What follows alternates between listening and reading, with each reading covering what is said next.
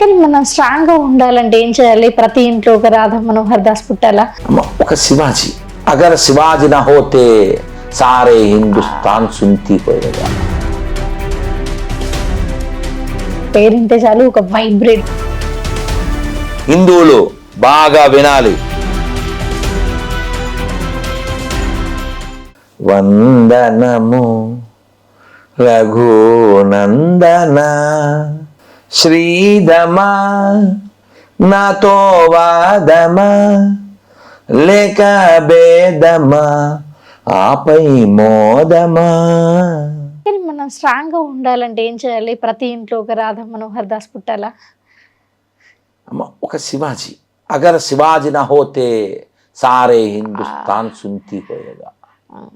घर घर में एक శివాజీ హోనా. అతని పేరింటే చాలు ఒక వైబ్రేట్, ఒక కదా కదా. వైలెన్స్ లో కూడా మహత్యం కనిపిస్తూ ఉంటుంది. ఇప్పుడు సంభాజీ చావా సినిమా చూసావు కదా.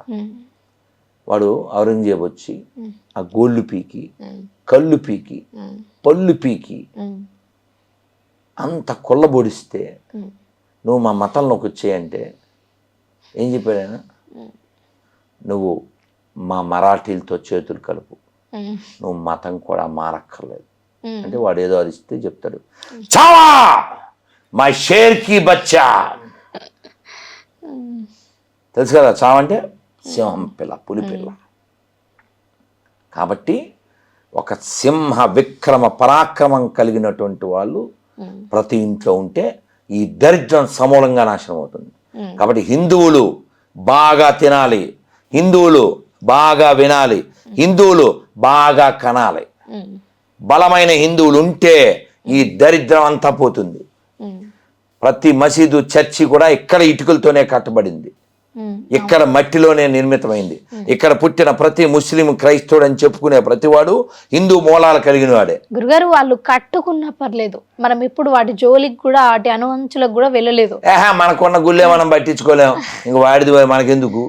అంటే గురుగారు మనది ఎప్పుడైనా మన నేచర్ విధ్వంసకరంగా ఎవరినో నాశనం చేయాలి అన్న విధంగా మనకు నేర్పలేదు కదరా. అది వాళ్ళకి అది తప్ప ఇంకోటి లేదు కదా. సో కాబట్టి నేనే ఉంటా అంటే మనం బలంగా ఉందాం, మనం బలంగా ఉందాం. తినేటప్పుడు కొంచెం దేకుదాం. ఏ భయ్యా ఏ కిత్నా హై, ఇస్మే ఉమ్ము దాల్ దియా और ये भी डाल दिया, ये बहुत अच्छा टेस्टी है అని అక్కడ కొనకుండా ఉంటే చాలు. వాడు ఖచ్చితంగా ఉచ్చగలుగుతాడు, ఖచ్చితంగా ఉమ్మేస్తాడు, కొన్నిట్లో ఇది కూడా వేస్తాడు, వెరీ టేస్టీగా ఉంటుంది. ఆ పానీపూరిలో ఉప్పు లేదని ఆడి పానీ పోసాడు, జ్యూస్లో ఆడి పానీ కలిపేస్తున్నాడు, వేడివేడి పానీ. కాబట్టి కొనే దరిద్రులు మారాలి, అదవుతుందా? వాళ్ళు మారడం అది జరగదు నాన్న. ఈ భూమి అంతమైనా వాళ్ళు మారడం కాదు, అది అట్లే ఉంటుంది. అది మనం మారితే సరిపోద్ది నాన్న. ఇప్పుడు నువ్వు బలంగా ఉంటే చాలు కదరా.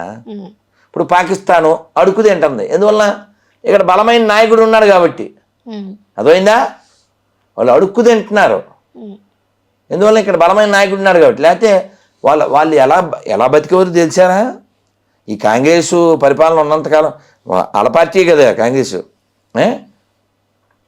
వాళ్ళు ఎలా బతికేవాళ్ళు అంటే చెప్పాడు వాళ్ళ పార్టీ వాడి పేరు ఏదో ఉంది, అప్పుడు హోమ్ మినిస్టర్ ఆడు చెప్పాడు, ఇక్కడ ప్రింట్ అయినవన్నీ ఆడు ప్రింట్ అయిపోయాయి మొత్తం నోట్లు. మొన్న మధ్య వీడియో వచ్చింది, ఆడు ఏదో బండి దోసుకెళ్తున్నాడు పాకిస్తాన్ బాలపంది, వాడు దాని మీద ఏమన్నా తెలుసా పాత సామాన్లు, దాని నిండా కట్టలు ఏంటి ఉన్నాయి, 500 నోట్లు. మన నిషేధించారే అవన్నీ చిత్తుకాయితాల్లో ఇన్ని ఉన్నాయి. ఎందుకున్నాయి? వాళ్ళు అక్కడ ప్రింట్ చేసేసి ఇక్కడ ఫేక్ అమౌంట్ అన్నిటిలోనూ దూర్చేసేవారు.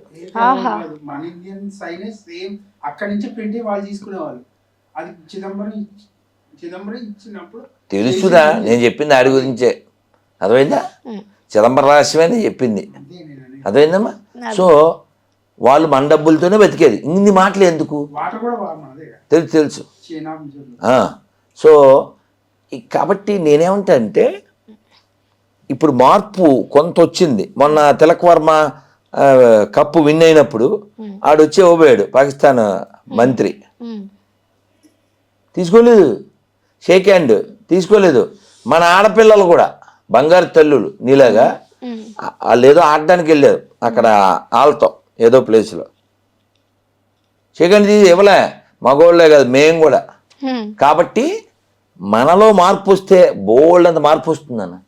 మనం పెరగాలి, మనం ఎదగాలి అన్ని రంగాలు. నాకు అప్పుడప్పుడు అనిపిస్తుంది గురుగారు, సోషల్ మీడియాలో ఎవరైనా సరే వాళ్ళ హిందుత్వాన్ని కావచ్చు, లేకపోతే వాళ్ళ క్రిస్టియానిటీని కావచ్చు, ముస్లింనిటీని కావచ్చు, ఎందుకు ఇంత చీప్గా చూపించుకుని ప్రొజెక్ట్ చేసే ప్రయత్నాలు చేస్తారు? ఇప్పుడు క్రిస్టియానిటీ గురించి ఎక్కువగా చెప్పుకున్నట్టయితే ఈ మధ్యలో సోషల్ మీడియాలో ఎక్కువగా చాలా ఏమంటారు దాన్ని, చాలా వరకు క్రేజ్ సంపాదించుకుంటున్నాయి కదా. వాళ్ళు చిటికలేసి ప్రార్థన చేయగానే వాళ్ళ ఇంట్లో 50,000 ఉండడాలు. అయ్యో గ్యాస్ వస్తుంది తెలుసా నీకు? తెలీదా? గ్యాస్ బండ ఖాళీ, నువ్వు ఇంకా అసలు ఆర్డర్ ఇవ్వక్కర్లేదు నాన్న. గ్యాస్ బండ అవ్వగానే వెంటనే ప్రభువా దీని నిండా గ్యాస్ నింపు అంటే వాడు వచ్చి దాని మీద కూర్చుంటాడు. గ్యాస్ తెలియదు, రీఛార్జ్ వస్తుంది. ఏటీఎంలో డబ్బులు లేవు, ఆవిడ దాంట్లో 216 ఎంత ఉంది. ప్రభువా స్తోత్రం మేరీ ఆత్రం అనగానే దీనికి ఆత్రం ఇప్పగానే మొత్తం వచ్చినట్టు వచ్చి 1,60,000. కాదు గురుగారు, తను ప్రార్థన చేసుకునేటప్పుడు పక్కింట్లో టీవీ సౌండ్ వినిపిస్తుందంట. 2 days చూసి ప్రార్థన చేసేటప్పుడు నాకు డిస్టర్బెన్స్ అవుతుంది అని ప్రార్థన చేస్తూ ఉంటే ఆ టీవీ పగిలిపోయిందంట.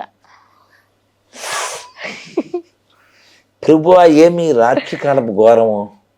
ఏమనిపిస్తుంది గురుగారు మీకు ఇలాంటివి? ఫస్ట్ క్వశ్చన్ ఏంటో ఆన్సర్ నీకు వచ్చిందా ఇప్పుడే? నాకు వచ్చింది. ప్రేక్షకులు కూడా మీ నోటితో తల్లి అది కాదురా, గొర్రెలు అని ఎందుకు అంటారో నీకు అర్థమైపోయిందిగా. కానీ పాట పాడితే నీకు బాగుంటుంది. పాడండి ఒక పాట. గొర్రె మెదడంతే టై టై, గొర్రె బతుకంతే, మెదడున్న వారెవరు, గొర్రె కారంతే. కానీ నేను బాధపడుతున్నానమ్మా, ఇలా సరదాగా చెప్తున్నాను కానీ but I feel very bad and sad. వాళ్ళంతా మన తల్లులే కదమ్మా. బోల్డ్ ప్రసన్న అని పిచ్చి తల్లి ఉంది కదా, వాడే నా మగుడు ఈడే నా మగుడు అంటదే. గురుగారు ఇప్పుడు మీరు ఈ పాట పాడారు, అదెంత అసభ్యకరమైన పాట అందరికీ తెలుసు.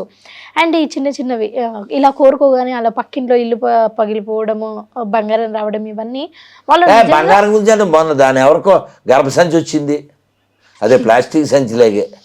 వాళ్ళు నిజంగా క్రిస్టియన్స్ అయితే ఇలా అసలు క్రిస్టియన్ అనే పదమే లేదమ్మా, గొర్రెలు అంతే. లేదు, లో ప్రొఫైల్ తల్లి. లో ప్రొఫైల్ గొర్రెలు అంటారా? ఇక్కడ వీళ్ళందరూ మెంటల్లీ డిసీజ్డ్ పీపుల్ నాన్న. Just you show your compassion అంతే, అంతమించి ఏం చేయలేము. వీళ్ళంతా పిచ్చోళ్ళు తల్లి. లేకపోతే మనము దేవాలయాలకు వెళ్ళినప్పుడు ఎలాంటి దుస్తులు వేసుకుంటాము, ఎలాంటి పాటలు పాడతాము, ఎలాంటి నృత్యాలు ఉంటాయి.